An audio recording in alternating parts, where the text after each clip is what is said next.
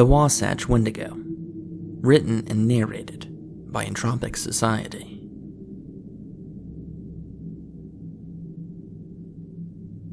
Dreams are such a peculiar concept, being able to have such vivid and detailed events unfold before us, derived from logic, yet we accept the current reality to be normal. We don't ever question anything since we don't know better. But what if our dreams had a purpose?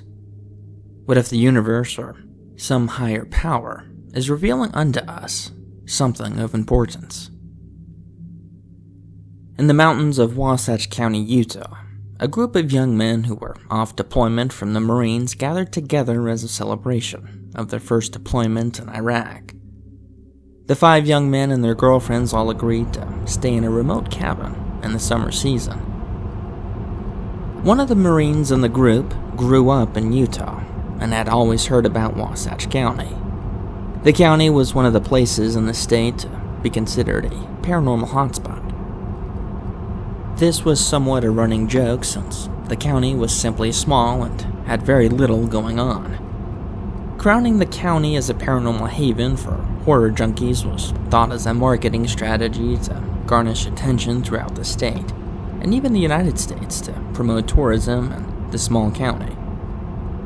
The area nestled up against the mountains and was beautiful, but was considered remote compared to the rest of the state. However, the county contained several lakes and reservoirs that made it a boater's dream come true. None of the Marines nor their girlfriends owned an actual boat, but the owners of the Airbnb that they reserved offered a boating option for an additional $1,000, which they all agreed to pay. But like most events with young Marines with too much money, no event or gathering would be complete without copious amounts of alcohol and guns. The Airbnb was located up a decent ways away from civilization, which made reception on anyone's cell phone nearly impossible. But that was somewhat the point for the outing. The group arrived midday at the remote mountain home with vehicles full of young adults. The cars were divided up, guys in one car and the girlfriends in another. The thick trees that surrounded the mountain home were in full bloom. Their limbs carried full leaves, making the home seem to have a natural shading which gave it a dark, natural aura amidst the beautiful backdrop that surrounded it. The group of guys exited their vehicle, some already indulging in liquid courage as they entered the home. The girls' vehicle arrived a few minutes later.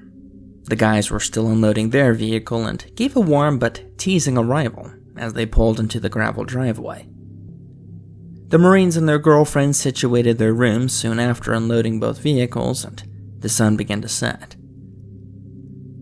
The home had to have been built in the late 70s. The design of the architecture, the appliances, and even the plug outlets were dated. The home didn't have Wi-Fi, but it did have an old bulky television that seemed to only have 3 or so channels. But thankfully this wasn't an issue. Most of the fun will be had down at the lake or out back around the fire pit. The Marines and their lovers got settled for the evening. One of the Marines started up a grill around back while everyone else began drinking. The old home seemed to be some type of investment property, since no one could reasonably live out here for any amount of time. To everyone else, the home seemed normal. It just lacked the type of care that a normal home should have. But to the Marine that grew up hearing about the ghost stories of Wasatch County, couldn't help but feel an eeriness on the property. Surely this was the result of childhood rumors planting deep seeds of fear and doubt into the young man. He was here to have fun and to forget about the tough times that he'd seen on deployment. Everyone else didn't seem to mind, so surely he could try his best to forget about what he'd heard all his childhood. Night slowly crept as one of the Marines cooked up some burgers while one of the girls started a sizable fire with sufficient firewood to last the night. Ryan, one of the more rowdy Marines, had already set up a makeshift target out back out of an old wheelbarrow found next to a shed, and had begun firing his concealed firearm that he carried. Normally something like this would be an issue. The sound alone would surely notify someone nearby, but that was it. No one was nearby. Not for miles. Thankfully, it didn't take long for Ryan to run out of ammo and come back to the slightly annoyed group.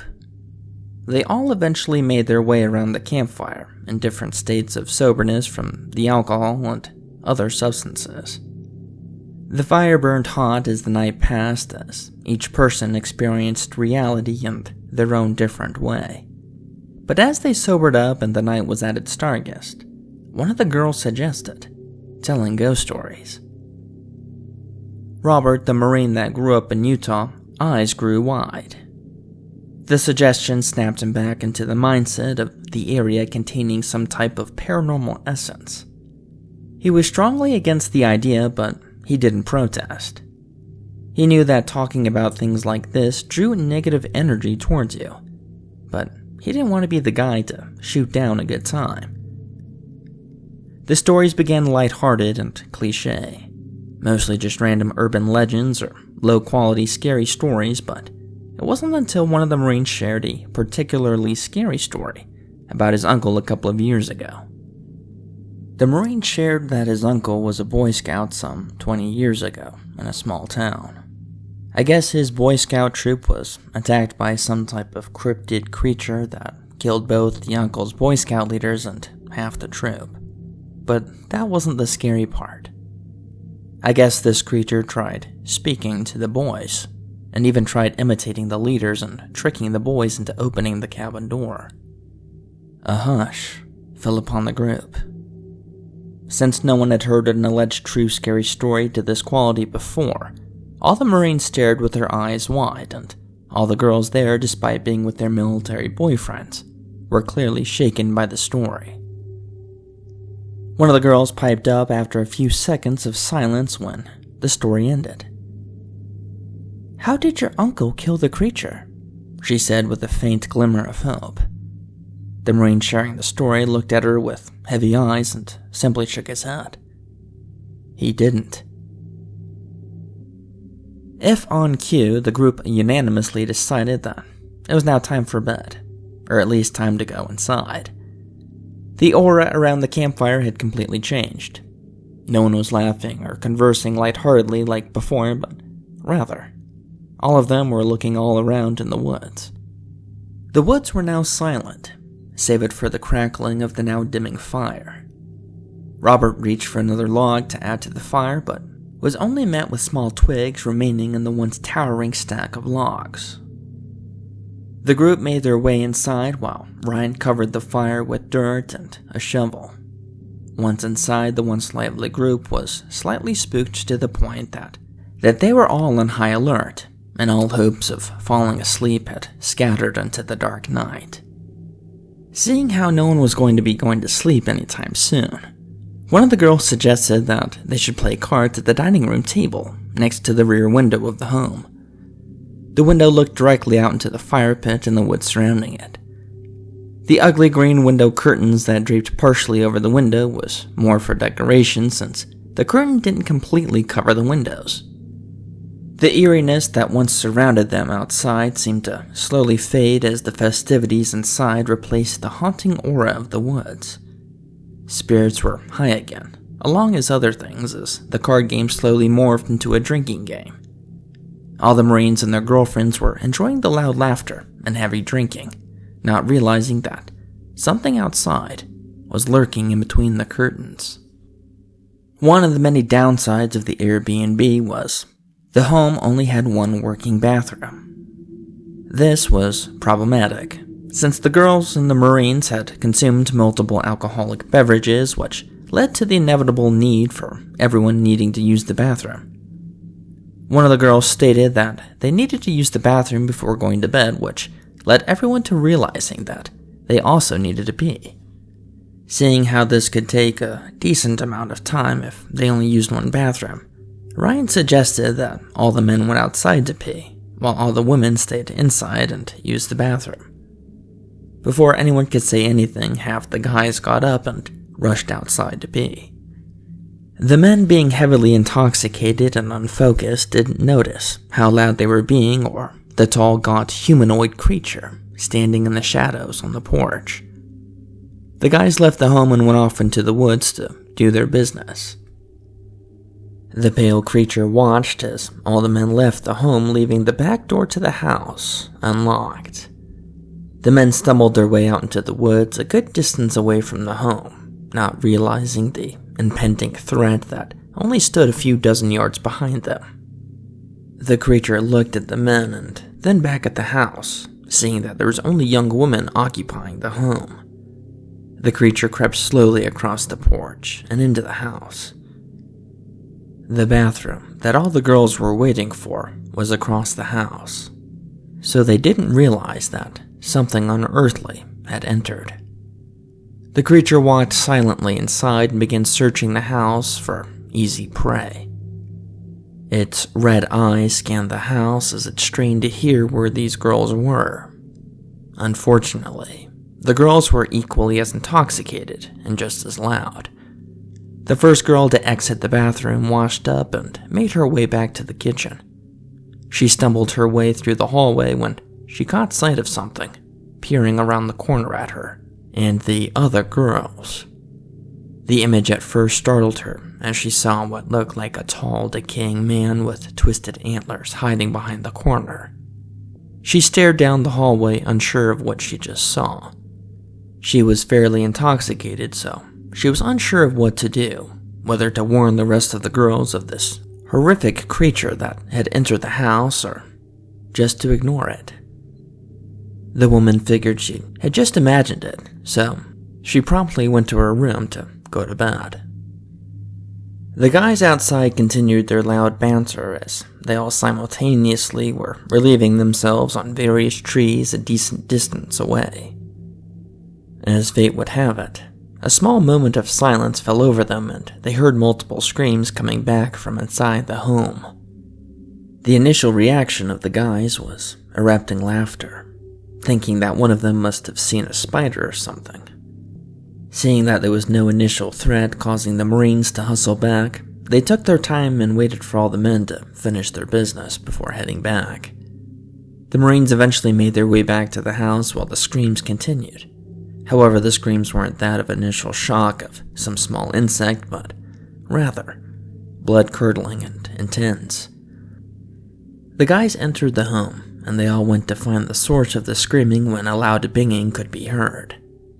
The guys stopped their laughter as they made their way down the hall and saw the 9-foot Wendigo slamming one of the heads of the girls against the wall, turning it to a bloody pulp. The hallway was lined with a few bodies of the girls, while one or two of them still screamed while cornered in the bathroom. The Wendigo continued slamming the head of the unconscious on the wall until it caved in, splattering the area of the wall with their brains. Screams then erupted from the Marines as they now faced this demonic humanoid now towering in front of them. Ryan pulled his concealed pistol from his waistband and aimed his weapon at the creature. He pulled the trigger to feel a small click, indicating the weapon didn't have any ammo. He tried racking the slide a few times, only to receive the same result. The Wendigo then turned to find the 5 Marines screaming at it, causing it to press the attack on to the guys. The Marines had never seen anything like this before. All combat experience fled their minds as they saw this beast grab Ryan by the throat and begin to tear his head off almost instantly.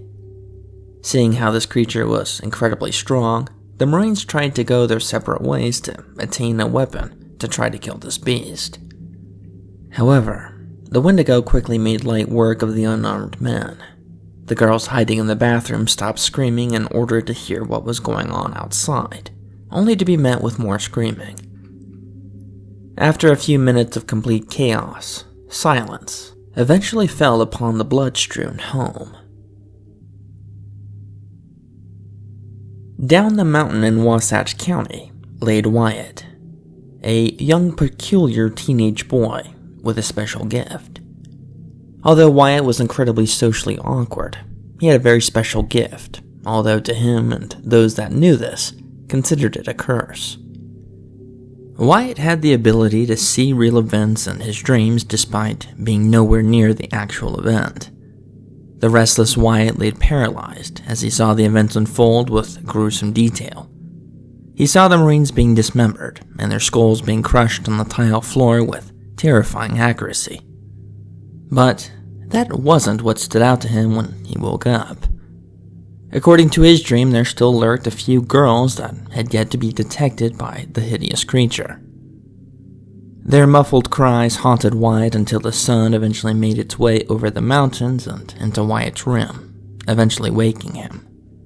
Wyatt woke up in a sweat-covered bed as he still continued to sweat heavily and was out of breath.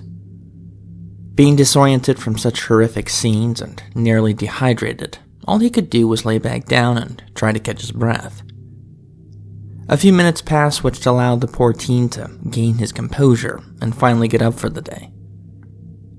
Wyatt's home was empty, as it normally was. His mother was at work down at the sheriff's office as a secretary. Wyatt's father had been out of the picture for quite some time.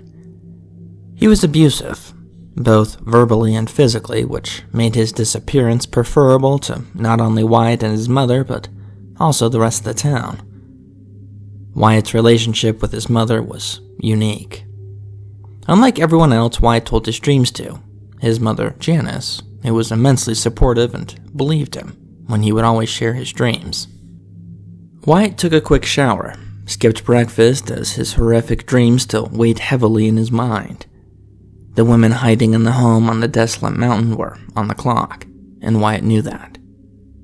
He needed to somehow not only find the home, but also a way to rescue the girls from the creature before something happened to them. Wyatt rode his bicycle down the empty streets of his town to the sheriff's office to speak to his mother. She normally listened intently and gave great advice as to how to go about what to do. Normally his dreams were of heinous acts that were committed states away, and that all he needed to do was to send an anonymous tip to the authorities. This one was obviously more time-sensitive. The 13-minute bike ride blurred as he entered the parking lot, leaving his bicycle on the sidewalk. The small sheriff's office was aware of Wyatt and found him to be a unique boy, but nothing more. It was difficult for anyone to believe such extraordinary tales, let alone from a child. Most people, the sheriff included, just figured he watched too much television or wanted attention. However, they were always interested in what he had to say. Wyatt entered the office and saw his mother typing furiously away at the front desk. "Hey, bud," his mother exclaimed as she continued to type away without taking her eyes off the screen. "What's up, big guy?" one of the deputies said as he walked by, messing up his hair playfully. Wyatt ignored the deputy and raced up to his mother's desk. "Some of them are still alive," he said while getting a bit ahead of himself. "Who's still alive, dear?" his mother replied, still keeping her eyes on the screen. "There's something in the mountains that just killed 7 people. I don't know where it is or what had killed these people, but it doesn't know that there's still some girls hiding in the house." His mother stopped typing and looked directly into her son's eyes. Wyatt's mother was currently typing on a report of a man found dismembered up in the mountains just last week. She hadn't told Wyatt, but there had been multiple incidences of people going missing or remnants of body parts being found on trails leading up the mountain. For her to hear what her son just said, and the events that had been happening, caused her to stop in her tracks. "Do you think you could recognize the house if we brought you to it?" she said with a concerned look. "I only saw the inside and part of the backyard, but it was nighttime. I'd have to go in to be sure." His mother got up and gave him a quick hug before walking briskly over to the sheriff's office and knocked. "Come in," replied a muffled voice from inside. She entered the office and Wyatt followed behind her but remained silent. The sheriff sat at his desk typing up a similar report of another missing person, but struggling to maintain the efficiency and the speed that Wyatt's mother was able to operate. The sheriff glanced up and acknowledged Wyatt's mother, but didn't completely stop typing until he saw Wyatt standing behind her. "Wyatt, what's up, big guy?" he said while exiting out of the report and getting up to shake his hand. Sheriff Griswold was an older man, but quite large. He wore a thick sculpted beard that had streaks of gray in it, but was still very capable to perform his duties. Wyatt remained silent as Sheriff Griswold's size alone was intimidating. Wyatt may have something for us to look into, his mother said nervously, since she had once before mentioned his gift to the sheriff for only him to scoff at the suggestion. "Oh, that's right. You can see the future," he said while chuckling. Not the future, sir," Wyatt whimpered. "Only what's happening in real time." "That's what it was," Sheriff Griswold said while snapping his fingers loudly and smiling. "Well, what do you got for us?" Wyatt stood frozen and tried to speak, but could only stutter since he was frozen with fear. The sheriff was aware of his condition, both of his social awkwardness and how he lacked a father figure at home to help with his confidence. After a few seconds of struggling, his mother interjected. "He may have a lead on who was involved with the Henderson case," she said softly, purposely leaving out the part of the quote-unquote monster that was responsible. The Henderson case had a similar situation, although the bodies were found dismembered in the camping trailer and all the details were kept from the public. They also had no leads. Sheriff Griswold's playful smile slowly faded, since the Henderson case had personally left him and the rest of the department not only stumped, but also somewhat fearful of what could have been responsible. "What information do you have for me?" the sheriff responded sternly. "He thinks whoever's responsible is still at one of the houses on the mountain, but isn't sure which one." The sheriff was torn. Normally, he wouldn't even entertain the idea of listening to Wyatt and his fantastical dreams. However, he and Wyatt's mother had secretly been seeing each other, but most importantly, he was needing any help he could get to make any headway on the case. The sheriff paused for a long time while looking at Wyatt's mother and back to Wyatt. "All right, let's look into this," he said, somewhat defeated. He hated going off such unreliable information. "Hop in my truck and we'll go take a look." Wyatt's mother mouthed the words, "Thank you," and Sheriff Griswold gave a sheepish smile, somewhat showing his displeasure on relying on such a small teenager to make a headway on such a big case. Wyatt was frozen with anxiety, since he didn't want to personally go up to the crime scene, but he also didn't want to ride with the sheriff. Thankfully for Wyatt and the sheriff, there were only a handful of homes that sat on the mountain, but they were all somewhat far from each other. Just driving to the homes themselves would take hours, let alone investigating each one. The sheriff and Wyatt hopped in the truck and headed off on the gravel road that led up the mountain. The first home they came across was one of Sheriff Griswold's personal good friends, Brian Claytonson, an avid outdoorsman and the sheriff's personal hunting buddy. They parked in the driveway and both got out of the truck and approached the door. The sheriff's burly hand knocked on the door, which almost immediately opened to an equally intimidating man standing shirtless behind the door. "Oh, great, it's the law," Brian said jokingly. "How are we doing today?" the sheriff responded. "I got Mr. Wyatt here with me, and we're just checking in with everyone on the mountain, making sure everyone's okay." "Yeah, why wouldn't I be?" Brian responded confused. "Glad to hear it. Just making sure you hadn't had any issues with the wildlife is all. If anything, the wildlife has an issue with me," pointing back at his numerous trophies he'd killed. Of course. "Well, we're just making the rounds, and you're welcome to join us. I'm thinking maybe later we'll hit up the ice cream shop in town once we're done." Brian smiled at Wyatt, saying he was clearly uncomfortable. "Ice cream? Now we're talking. Do I have to wear a shirt?" Brian said, jiggling his fat gut, trying to lighten Wyatt's spirits. "Shirts are mandatory for this checkup," the sheriff responded while shaking his head. "Well, I'm sure to have one lying around here somewhere," Brian said while ducking back into his home. A few seconds later, Brian emerged with a dirty and torn shirt ready to join the sheriff and Wyatt. Before they left the home, the sheriff told Brian to also grab his shotgun, just in case. Brian froze. "Oh, it's one of those checkups. Gotcha."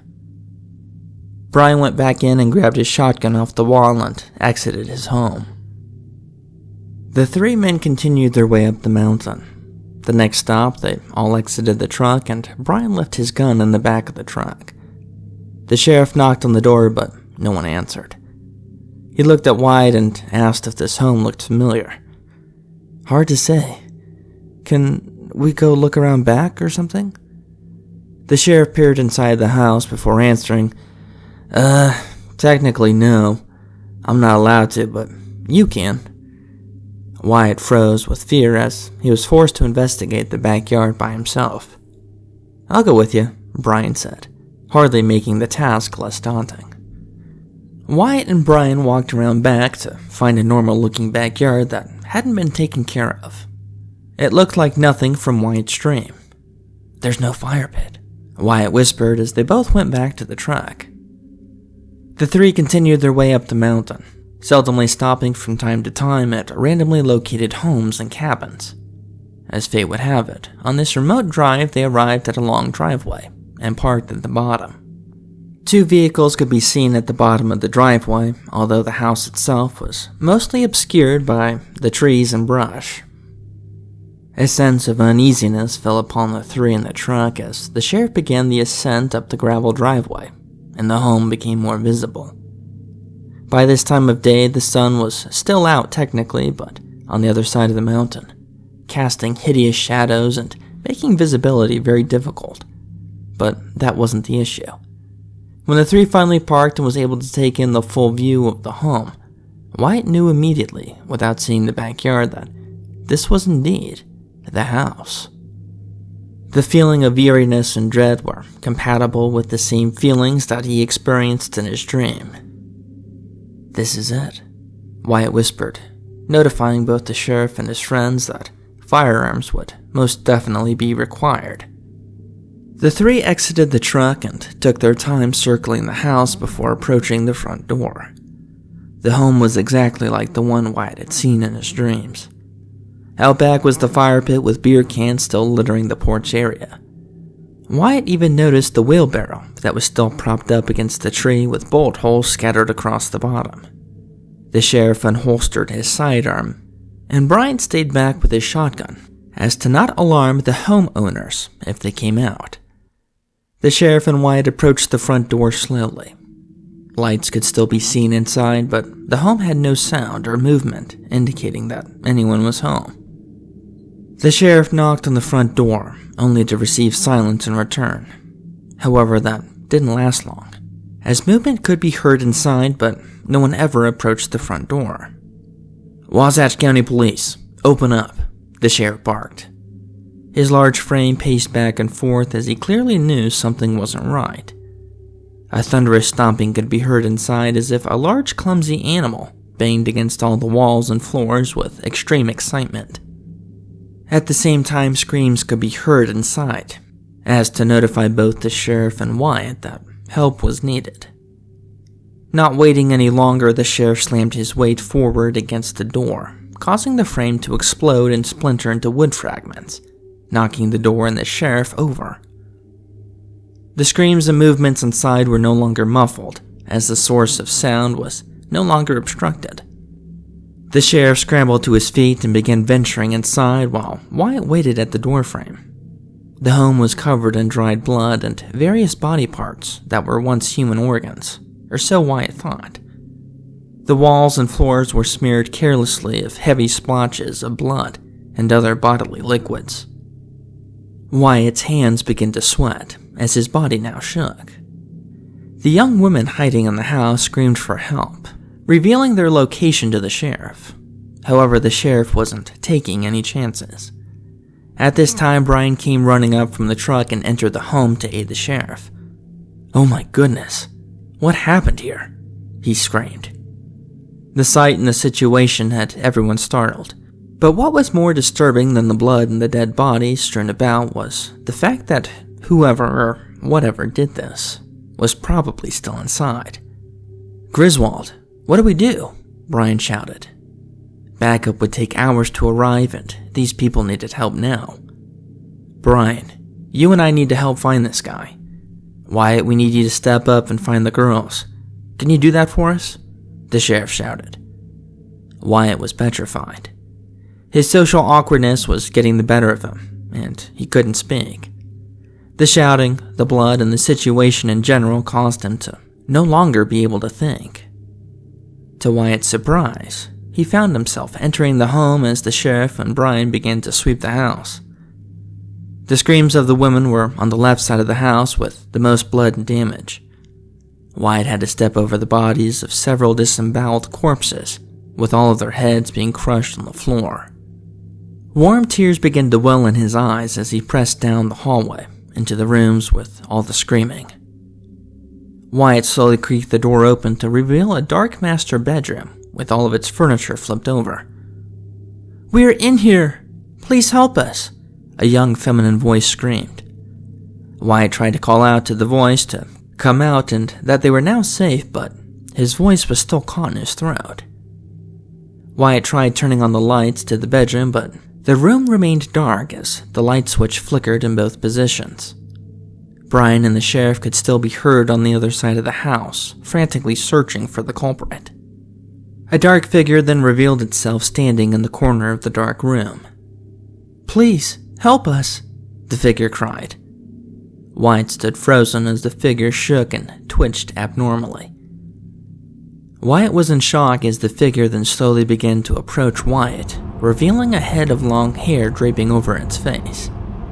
Wyatt stepped back as the figure then stood upright, removing the long hair scalp that sat unevenly on the head of the Wendigo. "There you are, Wyatt," the Wendigo grunted as it reached forward, grabbing him by the throat in the hallway. The grip of the Wendigo was incredibly tight, as Wyatt could feel the blood in his body, no longer being able to reach his brain. Before Wyatt blacked out, a shot rang across the house, causing a black splattering of blood to erupt from the Wendigo's face, causing Wyatt to be dropped. More shots began to ring out as the Wendigo stumbled back and eventually laid lifeless on the floor. Brian and the sheriff rushed over to Wyatt after confirming that the Wendigo was indeed dead, and checked up on him. "We did it, buddy. We got him." Wyatt coughed as his now bruised throat was able to get blood back to his brain. "Did you find the girls?" the sheriff asked hopefully. Brian entered the room the Wendigo was hiding in and retrieved the scalp of one of the women that had long strands of hair still attached to it, that the Wendigo used as a disguise. Brian tossed the scalp to the sheriff and shook his head. The body of the Wendigo now began to shake violently, causing the three men to jump back from being startled as the Wendigo slowly began to transform from some woodland demon to what appeared to be a normal-looking man, despite half its skull missing. To everyone's horror, not only did the Wendigo find and kill the rest of the girls hiding in the home, it then transformed into the deceased body of Wyatt's missing father.